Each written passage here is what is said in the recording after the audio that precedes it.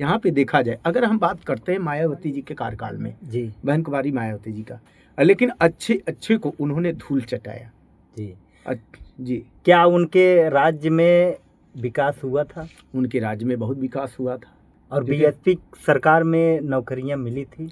BSP सरकार में बहुत नौकरियां मिली, जैसे कि आप देख सकते हैं। और यहाँ जो सफाई कर्मी हैं बीएसपी की ही देन है। लास्ट में एक सवाल करना चाहेंगे, क्या सरकार बदल जानी चाहिए इस माहौल को देखते हुए? ये तो हम नहीं कहेंगे, ये जनता कहेगी। क्या लगता है आपको, बीएसपी आ सकती है?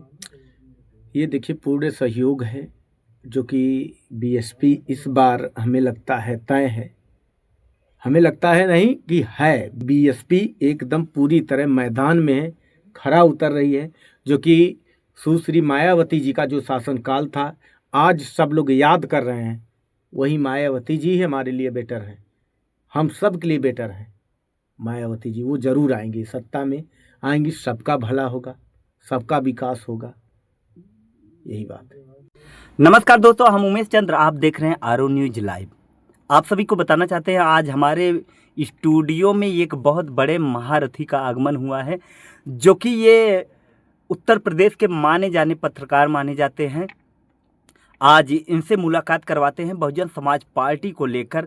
जिस तरह से बहुजन समाज पार्टी उत्तर प्रदेश में अपना प्रदर्शन करने जा रही है, अपना प्रदर्शन अभी 22 जून को और 23 जून को इन्होंने अपने रैली के माध्यम से लोगों के बीच में अपना प्रभाव दिखाया है। आज इसी को लेकर बात करेंगे कि बहुजन समाज पार्टी किस दिशा में, किस स्थिति में है, किस स्थिति में जा रही है। तो आइए मिलवाते हैं। तो आपका बहुत बहुत स्वागत है हमारे स्टूडियो में। आज आपका यहाँ पे आगमन हुआ, बहुत अच्छा लगा। धन्यवाद सर। आज हम बात करेंगे बहुजन समाज पार्टी 22 जून और 23 जून को बहुत बड़ी रैली की जी, जो कि वहाँ पे सुनने में आया है कि बहुजन समाज पार्टी की राष्ट्रीय अध्यक्ष बहन कुमारी मायावती जी भी नहीं थी जी, ना ही उनके भतीजे आकाश आनंद, जो कि उत्तर प्रदेश में बहुजन समाज पार्टी के बड़े नेता माने जाते हैं, वो भी नहीं पहुंचे थे। ये बहुजन समाज पार्टी की जो रैली हुई है जी, वो प्रदेश अध्यक्ष बहुजन समाज पार्टी के माननीय विश्वनाथ पाल जी के माध्यम से यह रैली करवाया गया जी, जो कि बहुत लोग प्रभावित हुए। यहाँ तक कि सर्व समाज और ब्राह्मण समाज, मुस्लिम समाज, सभी लोग प्रभावित हुए। सोशल मीडिया पर काफ़ी वीडियो वायरल हो रहे हैं। तो हम आपसे पूछना चाहते हैं, बहुजन समाज पार्टी की क्या स्थिति रहेगी इस बार, जिस तरीके से अपना कदम आगे की तरफ ले जा रही है? और सबसे पहले तो हम आपके चैनल को धन्यवाद करते हैं जी, जो आपके माध्यम से, जो कि हमको बहुत लोग सुन पाएंगे जी, जो कि वो बताना चाहेंगे। आज बहुजन समाज पार्टी की जो कार्यकाल था जी, लोग उसको याद कर रहे हैं। जो बहुजन समाज पार्टी की जो कार्यकाल था जी, लोग उसको याद कर रहे हैं। जी, जी, बहुत भली भांति जो आज जो बीजेपी सरकार जो चल रही है, अगर देखा जाए, हम बात करते क्राइम हिस्ट्री के ऊपर, तो उत्तर प्रदेश में जो कि जीरो करप्शन होना चाहिए, जी, जिस हिसाब से माननीय मुख्यमंत्री आदित्यनाथ योगी जी जो कि अपना भाई बुलडोजर गरजा रहे हैं, जी, बुलडोजर चला रहे हैं, और बदमाशों के ऊपर जो कि इनकाउंटर लगातार उन लोगों के ऊपर हो रहा है कि भाई जो कि जितने भी गुंडे बदमाश हैं भाई उनकी खात्मा होनी चाहिए। तो अगर देखा जाए इन सब चीज़ों से कोई किसी को फ़र्क भी नहीं पड़ रहा। जी, फर्क नहीं पड़ रहा, कोई फ़र्क नहीं पड़ रहा। तो अगर इन सब चीज़ों पर अगर बात किया जाए तो जो पूर्व मुख्यमंत्री मायावती जी, बहन कुमारी मायावती जी, जो उनका कार्यकाल था बहुत ही सराहनीय था। जैसे बहुत राजा भैया जैसे गुंडे को, जैसे बहुत से लोग थे, सबको धूल चटा दी बहन कुमारी मायावती जी ने। और अगर देखा जाए उनका भी कार्यकाल, एक बार अगर हम बात करते हैं तो लगातार उनके कार्यकाल में जो भी लेकिन उनके कार्यकाल में ये भी अगर देखा जाए तो किसी भी मुख्य आरोपी का इनकाउंटर भी नहीं हुआ था जी, उनका सजा हुआ। और लेकिन ऐसी परिस्थितियां उन लोगों के साथ आई, ऐसी सिचुएशंस हो गए कि उन लोगों को जो कि अपने गुंडई से जो उन लोगों के जो उनका दबदबा था उनको छोड़ना पड़ा। जी, ये बहन कुमारी मायावती जी का ये सत्ते में था। तो लेकिन आज जो लोग हैं जो देख रहे हैं, आप शायद आप भली भांति जानते हैं, सबसे ज़्यादा अगर हम बात करते हैं जनपद जौनपुर की, तो यहाँ पे दिन ब दिन रोज डेली घटनाएं होती रहती हैं। जी तो ये सब करप्शन कहाँ से आता है? इन सब करप्शन का जो कि मुखिया कौन है, इन सब करप्शन पैदा कहाँ से हो रहा है? बढ़ावा कहीं न कहीं से मिल रहा है, कहीं न कहीं से बढ़ावा किसी को दिया जा रहा है कि उनको जो कि आपको ये सब चीज़ करना है। क्या लगता है सरकार इस पे एक्टिव नहीं है क्या, रोकथाम नहीं कर पा रही? नहीं, एक्टिव नहीं है, इसलिए एक्टिव नहीं है। अगर एक्टिव होती तो इतना बड़ा जो कि घटना अगर बात करते हैं जो कि अनुराग हत्याकांड की, जी हाँ, एक जी। सवाल उठता है कि जौनपुर जिले में एक दूल्हे कांड के मामले में जी। कोई मैटर हुआ था। जी, उसको भी बताना चाहेंगे, आज़ाद बिंद हत्याकांड, जी जो कि हम लोग लगातार जी उस केस से जुड़े हैं। अभी तक जो कि सौम्या बिंद, आज़ाद बिंद की बहन है, जी अगर देखा जाए तो वो फूलन देवी जी जो कि थी, जी जी उन्होंने जो कि भाई उनके साथ गलत हुआ, उनके साथ दुर्व्यवहार किया गया, उनके इज्जत के साथ खेला गया। उन्होंने फिर एक औरत होके उन्होंने एक विकराल रूप धारण किया, जी जो कि सभी हम्म, जो उनके साथ गलत किया तो सबका जो कि खात्मा किया। लेकिन उनका नाम क्या दिया गया? उनको एक डाकू का नाम दिया गया, जी ठीक है, फूलन देवी का। तो आज अपने बहन की लड़ाई के लिए अगर बात करते हैं तो विशेष योगदान सौम्या बिंद का है। जी लगातार अपने भाई के जो कि जितने भी कातिल हैं उन लोगों के लिए भाई सजा दिलाने के लिए दौड़ रही है। मैं कहने का मतलब ये है कि शासन प्रशासन का कोई वैल्यू नहीं रहा है। ना आप सिचुएशन अगर नहीं। आपको आपके ऊपर कोई वार करता है तो आपको स्वयं वार करना पड़ेगा। जी, आपको बचाव के लिए अपना खुद बीजेपी अपने- राज्य में ये चीज चल रहा जी है। जी इसके पहले बहन कुमारी मायावती जी की 2007 से 2012 के बीच में उनकी सरकार पूर्ण बहुमत से थी। जी आज उसको याद करके, जो कि अभी रैली हुआ है 22 जून और 23 जून को, जी 22 जून को अयोध्या में और 23 जून को यहाँ अंबेडकर नगर में, जी वहाँ के सवर्ण और ब्राह्मण शंख बजा के ये मतलब उनका स्वागत कर रहे हैं, वीडियो पे आया है। जी तो क्या कहना है कि क्या सवर्ण और ब्राह्मण लोग हैं ये बीएसपी की तरफ मुड़ सकते हैं या बीजेपी को छोड़ना नहीं चाहते? ये भैया देखिए, हम आपको सही सिचुएशन में सही मायने में ये नहीं बता सकता, ये मन बताएगा आदमी का। लेकिन जी। परेशान तो हर कोई है, परेशान हर जाति के लोग हैं। ठीक है। बस एक चीज़ है, मैंने ये भी देखा है जो कि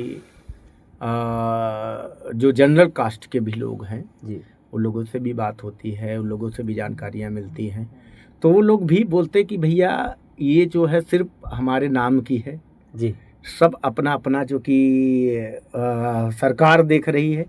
हम लोगों की बीजेपी है, जी कोई बसपा देख रहा है, जी कोई समाजवादी पार्टी देख रहा है। जी तो ऐसी ऐसी बहुत सी अन्य जो कि यहाँ पे पार्टियां हैं, सब अपना अपना देख रहे हैं। तो हम लोगों का जो कि बीजेपी है, जी तो हम लोगों को भी हमारा भी गला काटा जा रहा है, लेकिन फिर भी क्या करें, उस गले में अपना काटाना पड़ रहा है। हम लोग चल रहे हैं, हम लोग जैसे बन रहा है वैसे कर रहे हैं, लेकिन फिर भी हमारा एक प्रण है। मैं आप लोगों को ये भी बताना चाहेंगे, चाहे जो भी हो, उन लोगों का एक ही प्रण है, यही प्रण है कि हम लोग बीजेपी छोड़ के नहीं जाएंगे, बीजेपी के समर्थक और बढ़ाएंगे, चाहे SC ST हो, जी। चाहे OBC हो, जी सबको बीजेपी में घसीट के लेकर आएंगे। जी उन लोगों का एक ही लक्ष्य है। लेकिन ये भी कर्तव्य बनता है कि जो भी अगर यहाँ पे देखा जाए तो सरकार को देखना चाहिए कि कौन सी सरकार अच्छा आपके लिए काम कर रही है, जी जी कौन सा करप्शन कम कर रही है, ये सब चीज़ देखना जरूरी है आपको। और ये मायने नहीं रखता कि बीजेपी हुई, बसपा हुई, सपा हुई और भी अन्य यहाँ पे जो कि पार्टियां हैं उनको देखा जाए। यहाँ पे देखा जाए, अगर हम बात करते हैं मायावती जी के कार्यकाल में, जी बहन कुमारी मायावती जी का, जो कि 2007 से 2012 तक उनका कंटिन्यूटली जो कि उनका बना रहा, पूर्ण जो कि बहुमत से। पूर्ण बहुमत से, और जो कि अगर देखा जाए 4 बार वो मुख्यमंत्री बन चुकी हैं जी मायावती जी ने, लेकिन अच्छे अच्छे को उन्होंने धूल चटाया। जी जी, क्या उनके राज्य में विकास हुआ था? उनके राज्य में बहुत विकास हुआ था। उनके राज्य में ये भी अगर देखा जाए, बात करते हैं पार्क की, अंबेडकर पार्क की, वहाँ पे लोगों को जो कि वहाँ पे जर्नलिस्ट बहुत से लोग आते हैं जी जो कि वहाँ पे हमारे देश के लिए, हमारी सरकार को, हमारी उत्तर प्रदेश को, जो कि वहाँ से हर जो भी लोग आते हैं, जो भी जर्नलिस्ट आते हैं, जो भी लोग घूमने के लिए, उन लोगों को आर्थिक मदद भी मिलता है हमारी सरकार को उस पार्क के द्वारा। और ठीक है। बीएसपी सरकार में नौकरियां मिली थी। बीएसपी सरकार में बहुत नौकरियां मिली, जैसे कि आप देख सकते हैं। और यहाँ जो सफाई कर्मी हैं, बीएसपी की ही देन है। जी। जो गरीब असहाय परिवार थे, जो सफाई कर्मी की नौकरी कर रहे हैं, बहुत सी नौकरियां मिली, सब लोग नौकरी कर रहे हैं, सब लोग आज बीएसपी की ही देन है, अभी तक नौकरी लेके चल रहे हैं, सब लोग कर रहे हैं। लेकिन आज कोई बता दे, जो भाजपा सरकार में, जो कि अगर देखा जाए बात करें तो ये पेपर लीक हो गया, वो पेपर लीक हो गया, वो लीक हो गया। अरे भाई कैसे लीक हुआ, क्यों लीक हुआ, कौन सा आदमी लीक कर रहा है भाई, उसको तो पकड़ना चाहिए, उसको मीडिया के सामने लाना चाहिए कि इसी आदमी के थ्रू जो कि यहाँ पे जो कि ये पेपर लीक हुआ है। बताएंगे आप? कैसा लगता है कि उत्तर प्रदेश का शासन जो है माननीय योगी जी चला नहीं पा रहे हैं, क्योंकि ऐसा कभी हुआ नहीं था कि पेपर लीक हो, ऐसा कभी नहीं हुआ था कि मेरे भाई शिक्षा सबसे बड़ी को अंधकार मुद्दा में यही रखा जाए। बात है कि मेरा यही कहना है कि जो पेपर लीक करता है कौन आदमी है, उसके ऊपर सीबीआई बैठाया जाए, जो कि बहुत से प्रशासन से के लोग हैं। भाई ये तो पता चलेगा जब पेपर, जब वहाँ पे छपता है, जब पेपर बनता है, वहाँ पे जब ये भाई ये वो प्रश्न और उत्तर जो कि वहाँ पे जो विद्यार्थी हैं, छात्र छात्राएं, उन लोगों तक पहुँचना है, तो भैया कौन सा आदमी है, तो भाई ये तो सरकार जानती होगी ना कि कौन आदमी लीक कर रहा है। जिस तरह से उत्तर प्रदेश में महंगाई आई है, अभी हाल में ही डीजल और पेट्रोल महंगे हो गए, गैस सिलेंडर की इतनी महामारी आई, क्या ये जो छोटे वर्ग के लोग हैं उन्हीं पे लागू होता है या सभी वर्गों के लोगों को ऊपर लागू होता है? देखिए, परेशान तो गरीब ही होगा, अमीर आदमी कोई परेशान नहीं होगा, ठीक है ना। दिक्कतों का सामना सिर्फ गरीब ही आदमी करना पड़ता है, उसके उसी को आप देख सकते हैं। आपके सामने एग्जाम्पल है, कोई अमीर आदमी को कोई दिक्कत परेशानी हुई? देखिए कोरोना काल आया जी। किसी को कोई दिक्कत नहीं हुआ, सिर्फ गरीब असहाय ही लोग मारे गए। यहाँ तक कि कुत्ते बिल्लियाँ सड़क पे मरी पड़ी थी, लोग उसको खाएं, उसको खा के अपनी ज़िंदगी व्यतीत करें। कितने परिवार उजड़ गए, अपने आप को जो कि मौत के हवाले कर दिया। ये सब भाई कहाँ जाएगा, ये सब कहाँ सिचुएशन है। नोटबंदी हुई, कौन परेशान हुआ? कोई अमीर आदमी पर दिक्कत में गया, कोई परेशानी हुई उनको? कोई नहीं दिक्कत हुई, लेकिन परेशानियों का सामना सिर्फ एक गरीब और असहाय को करना पड़ा, ठीक है। अभी तक वही सिचुएशन। आज अगर बात करते हैं गैस और डीजल और पेट्रोल की बात करते हैं, तो ये सिचुएशन जानते क्या होता है? इन सब चीज़ों को सिर्फ दाम को बढ़ावा करने के लिए पेट्रोल नहीं मिल रहा है, डीजल नहीं मिल रहे हैं, गैस नहीं मिल रहा है, मतलब इसमें भी राजनीति है। आज ये भी मैं आपको बताना चाहूँगा कि जो यहाँ पे शादी विवाह जितने भी फंक्शन थे, कितने लोग जो कि गैस से वंचित हो गए। गैस उन लोगों को नहीं मिला, अपनी बहन बेटियों का शादी कैसे किए वो लोग, कैसे परेशानियाँ परिस्थिति उन लोगों के साथ कैसे हुई। लकड़ी आसमान छू दी लेने के लिए, जो कि समझे आप। इन सब चीज़ों को भाई बढ़ाने के लिए, दाम को बढ़ावा करने के लिए, इन सब चीज़ों का जो कि सिर्फ गरीब ही होता है परेशान, और कोई नहीं होता। आपकी बात समझ गए सर। लास्ट में एक सवाल करना चाहेंगे, क्या सरकार बदल जानी चाहिए इस माहौल को देखते हुए? ये तो हम नहीं कहेंगे, ये जनता कहेगी। जनता जितनी भी हमारी सुन रही वो बताएगी कौन सी सरकार अच्छी है। इस भावना से, इस बात से पता लगता है कि प्रदेश जो है वो बहुत ही महामारी की तरफ जा रही है। सरकार या तो इस सिस्टम को चला नहीं पा रही है, या तो ये लोग झेलना पसंद करते हैं। अगर बात करते हैं सरकार को, तो जनता है जो कि जनता के ऊपर डिफेंस करता है कि सरकार कौन सी चुननी चाहिए, कौन हमारे लिए बेटर है।